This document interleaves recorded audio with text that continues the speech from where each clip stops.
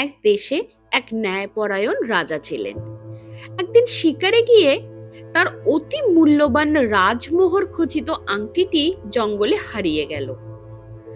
রাজা ঘোষণা করলেন, যে আমার আংটিটি খুঁজে এনে দেবে তাকে 1000 স্বর্ণমুদ্রা পুরস্কার দেওয়া হবে। অনেকেই আংটি খুঁজতে বেরোলো, কিন্তু কেউ পেল না।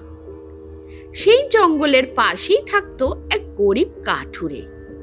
প্রতিদিনের মতো কাঠ কাটতে গিয়ে সে একটি ঝোপের নিচে চকচকে কিছু দেখতে পেল।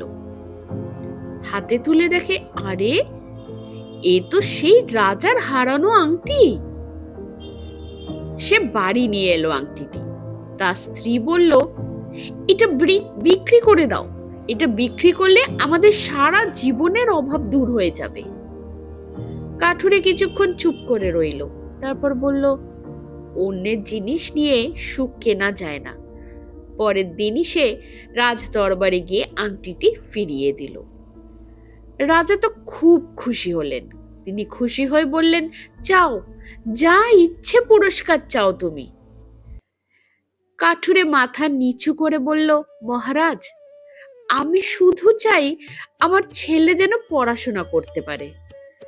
রাজা অবাক হলেন, এত বড় পুরস্কারের বদলে এমন ছোট ইচ্ছা। তিনি হাসলেন এবং বললেন, আজ থেকে তোমার ছেলের সমস্ত পড়াশোনার দায়িত্ব আমার, আর তোমাকে আমি রাজ্যের বনরক্ষক হিসেবে নিয়োগ করলাম। রাজ দরবারে সবাই হাততালি দিল। রাজা বললেন, যে মানুষ সততা হারায় না, সে একদিন সম্মানও পায়, সুখও পায়।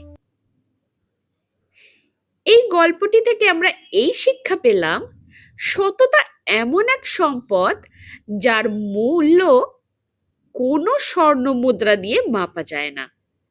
আমার এই গল্পটি যদি আপনাদের ভালো লেগে থাকে, লাইক, শেয়ার আর সাবস্ক্রাইব করতে ভুলবেন না। ধন্যবাদ।